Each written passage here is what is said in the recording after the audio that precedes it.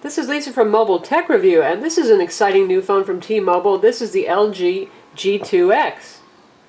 This is a dual-core Android phone. There's a Tegra 2 CPU in it. It's got a 4-inch 800 by 80 IPS display that really even outshines my Nexus S with Samsung Super AMOLED. You can see them side by side. And look how much brighter and truer the colors are compared to the Nexus S. That's not easy to do. This is available soon on T-Mobile for $199 with a contract, $499 without a contract.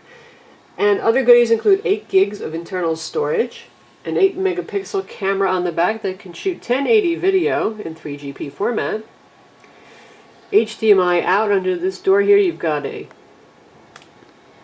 mini HDMI port. Cable not included with the T-Mobile version, but those are available at electronic stores. You've got your power button up top. 3.5 millimeter jack over here.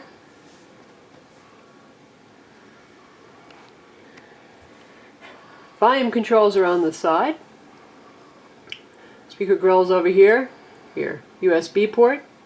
Nothing on this side.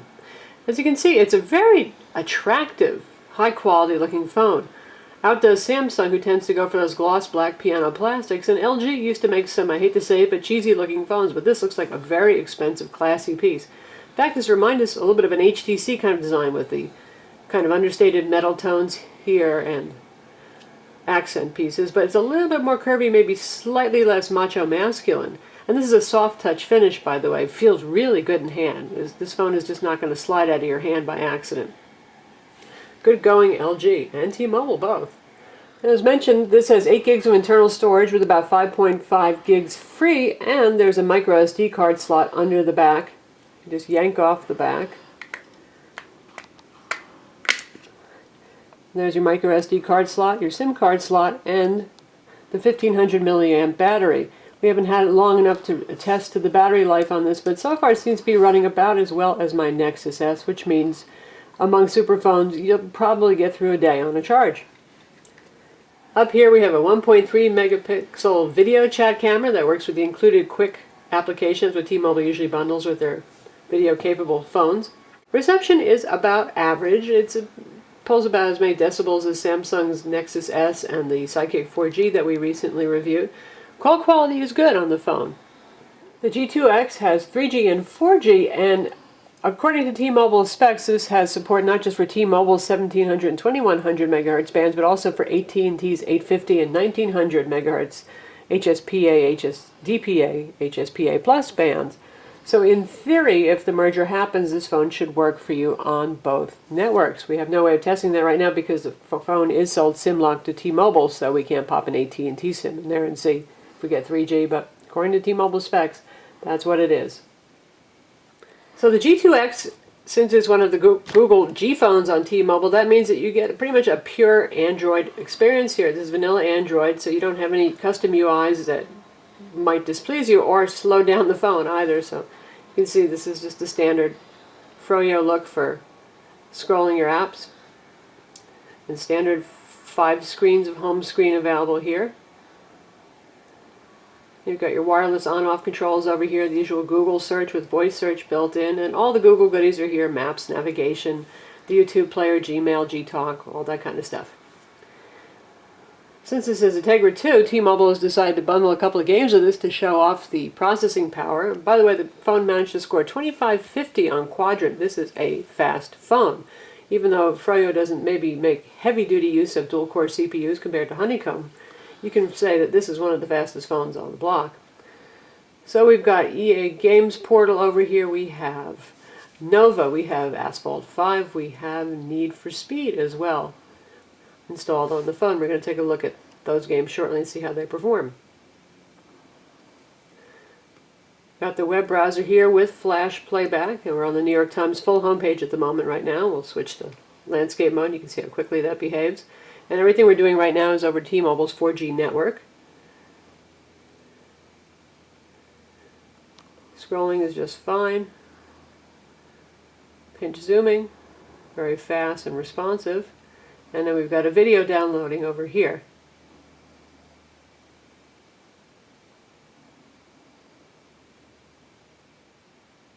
I'm going to play that video.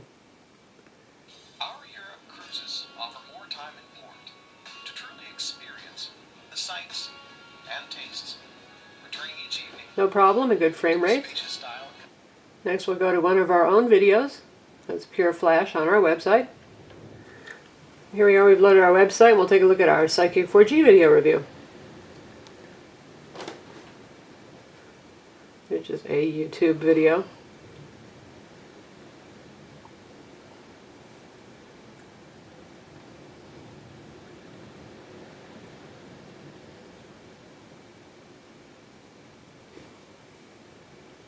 This is Lisa from Mobile Tech Review, and this is the new Sidekick 4G on T-Mobile. So here we've gone and switched to full screen mode, so we're playing that same YouTube video, and it has absolutely no problem handling that video, unlike some Android phones with single core CPUs that have a little problem with the lag and such when you're playing YouTube video in flash format. I'll also comment on the fact that T-Mobile's network speed is obviously very good. We've gotten about 5.5 megs down and 1 meg up according to speedtest.net, which is about the same as the Sidekick 4G, also on T-Mobile's HSPA Plus network. Now we'll take a look at T-Mobile TV, which is T-Mobile's $10 a month streaming video service.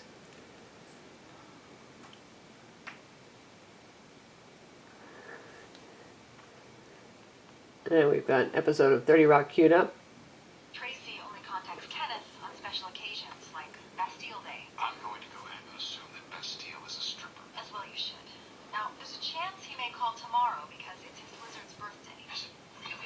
It plays very well and looks pretty good in full screen mode. Eating a cake made out of lizard meal? Yep, Jeremy's almost 11.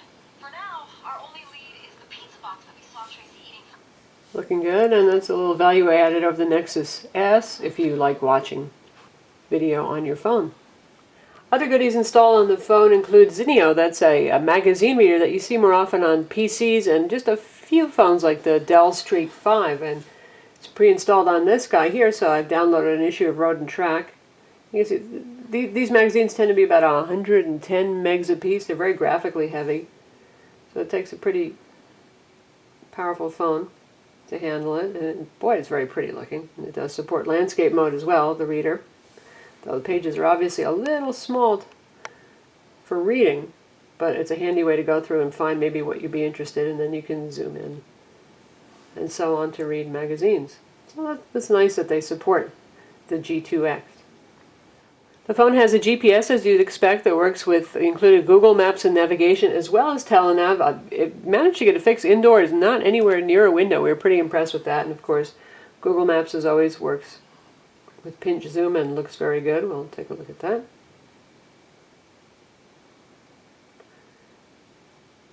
And here we are in Google Maps.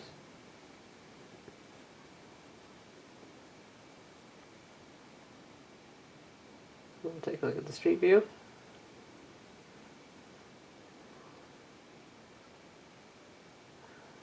And then we've got our street view.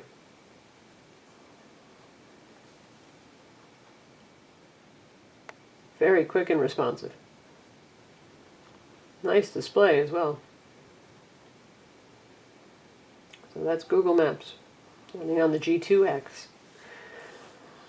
Another feature this has is Wi-Fi calling. That means that you can use Wi-Fi to place calls. You'll still have to pay for the minutes during your phone call, but it's handy if you don't have good reception in an area where you do have access to a Wi-Fi network. The 8 megapixel camera on the back here takes quite good shots. 1080 video as well. The 1080 video has good detail. I wouldn't mind seeing a little bit more for 1080, but that may be because it uses a fairly lossy 3GP format. I'll show you what the interface looks like. So here's a camera interface right here, and you've got quick controls for swapping cameras between front and rear, zooming, brightness, and other settings. And if you want to switch to video mode, just grab that slider right there. And if you go to settings, you can see we've got full HD selected.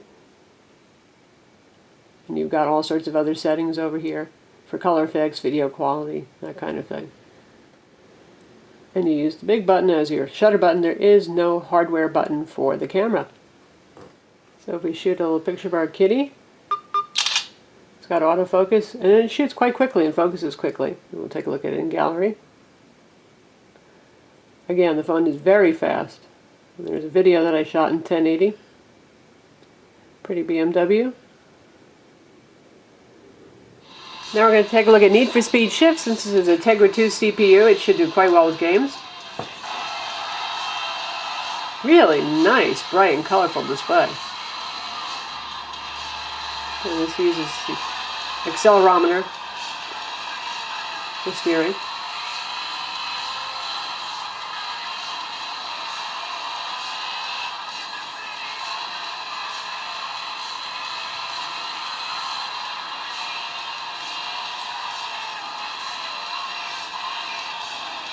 Looking good. Now we'll take a look at Nova HD.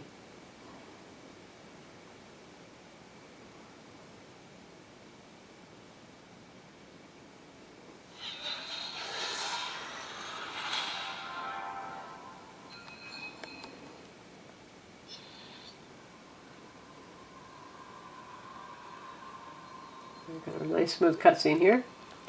You can tell the speaker is very loud and it's fairly clear as well too. The phone has HDMI out, does HDMI mirroring, so you could do this on your TV.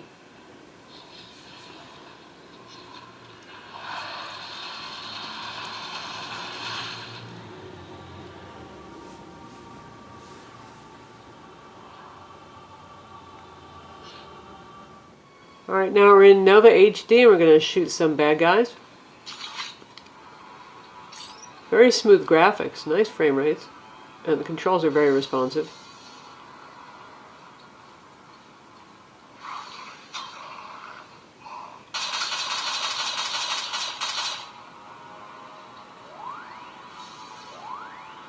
Once again, great screen and nice speakers.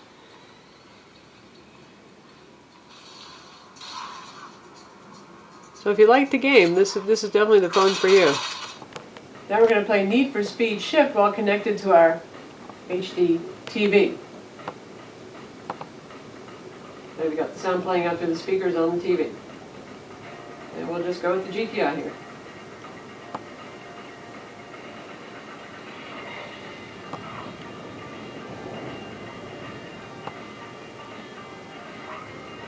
And this displays on both screens, both on the phone and the TV screen, so you can see what you're doing. Control the game.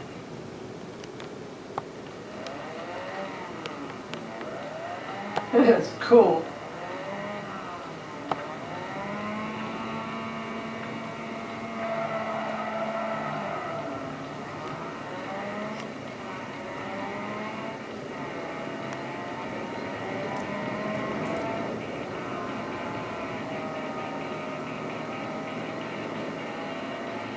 The graphics are surprisingly good when stretched to 46 inches.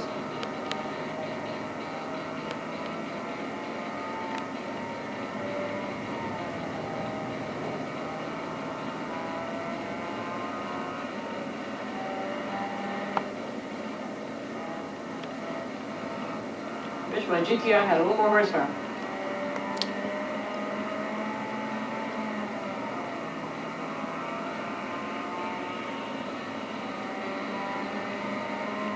Excellent. Really, really fun. Now we're going to check out HDMI. You can see we've got a cable plugged into the phone over here. We've got a full 1080 video playing here on our big screen TV. HDMI video and audio both coming out. Absolutely gorgeous looking, very impressive. And it's pretty easy. You just plug in the cable and automatically detects your display resolution, which is 1920 by 1080 in this case, and outputs appropriately. So obviously very good performance for gaming. Your Tegra 2 Zone apps are definitely a big thumbs up here, and the biggest choice you're going to face is whether to get this or the upcoming HTC Sensation, another dual-core, that one a Qualcomm dual-core phone with a somewhat larger display. I suspect that this one is going to have the better quality display. This one also has a slightly higher resolution front video camera. And the big upside for this guy is it is available now. In terms of this phone versus, say, something if you have the Vibrant or you're thinking about the Nexus S, I would actually pick this. The Nexus S is a nice pure Google Experience phone, but this is pretty close to a pure Google Experience phone as well. And the build quality on this and the materials are just so much nicer for starters. You get that soft touch finish, you get metals, not the slippery gloss black plastics, and you get HSPA plus 4G for about twice as fast download speeds according to my test. running this against the Nexus S in speedtest.net. So that's the T-Mobile G2x by LG. It's available on the 20th of April for $199 with contract, $499 without. Definitely a phone that we recommend. I'm Lisa from Mobile Tech Review. Visit our website for the full review.